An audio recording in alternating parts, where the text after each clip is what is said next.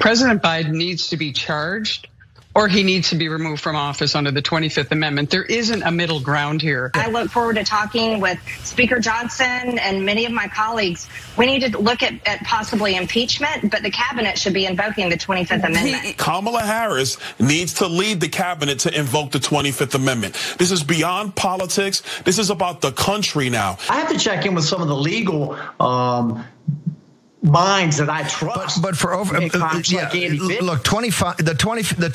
25th Amendment, Kamala Harris ought to be doing this now, and every cabinet secretary should be called before the House.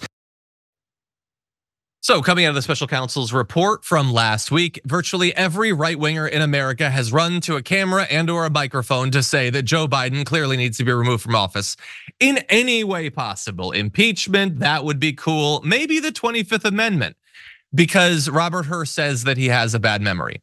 Now, we're gonna focus on this and the politics of it and why it is that so many people find this to be a compelling argument. But I do want you all to remember, the report said that Biden should not face charges because he did not willfully steal classified documents. He had some classified documents that he willingly gave to the government and actively participated at every step of the way with the investigation to recover those documents. Donald Trump, on the other hand, still probably has documents, tried to keep them as long as he could, did not willingly give them back. He literally needed to be raided. He tried to destroy evidence. That is the gap between their two positions. And they do not want, on the right, you to focus on that. They don't want you to think about the fact that one participated and one was trying to break the law actively. So instead they focus on the thing about the memory. And that is why you have had nonstop focus from the right on how the 25th Amendment should be used against him. The thing is, a lot of Americans do think that he is too old, that his mind is broken or whatever. And so the thing is, we get that. We know those polls, we've commented on that before.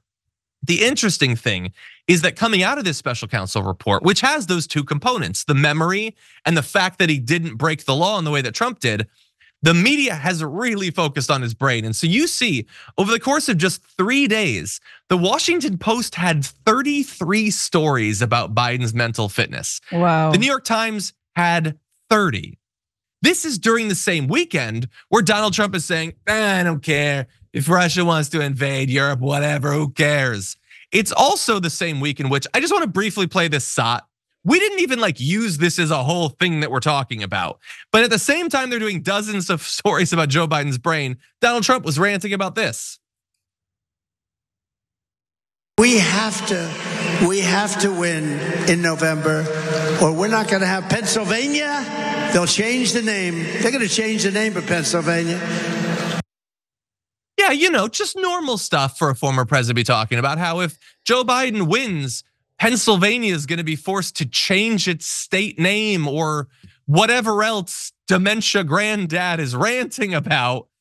So anyway, I want your thoughts. We haven't talked about this story since it broke last week. Francesca, what do you make of this? In terms of the 25th Amendment thing, and yes, and in terms of the memory thing, it's, yeah, it is really a pick your version of dementia, of old grandpa. Do you want fascist old grandpa, or do you want sort of sad but also genocide endorsing old grandpa? Although considering the angry old grandpa would also be genocide endorsing as well. But yeah, it is. Here's the thing. I've said this before in this program. Joe Biden knows what he's saying, he can't get it out. Trump has no idea what he's saying, but somehow the media and his followers are like, I get it. We all know, changing the name of Pennsylvania, because if Biden were reelected, Delaware would try to colonize Pennsylvania. It makes sense. It'd be like Delaware too, whatever. We know, and you're just how. And again, I think mainstream news are the biggest culprits in all of this, because they love to focus on Biden's mental acuity and not actually some of his policies, good, bad, whatnot.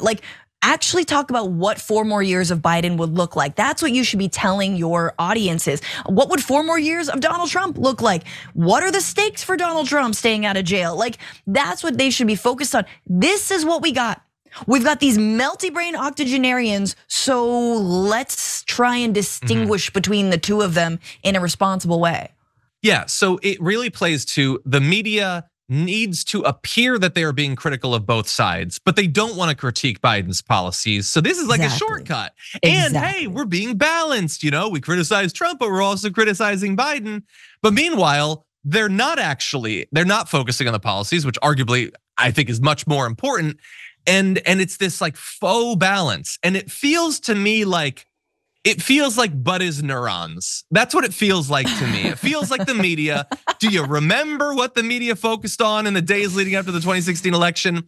It feels like that. And again, it's not to say that she didn't have emails, and it's not to say that he doesn't have memory problems. But if you can go on the front page of the New York Times and there are 5 or 6 different headlines on the same day about it, at the same time that Donald Trump is ranting about bing bop boops and all the insane stuff that he's doing, then you cannot say that they are not being biased in that.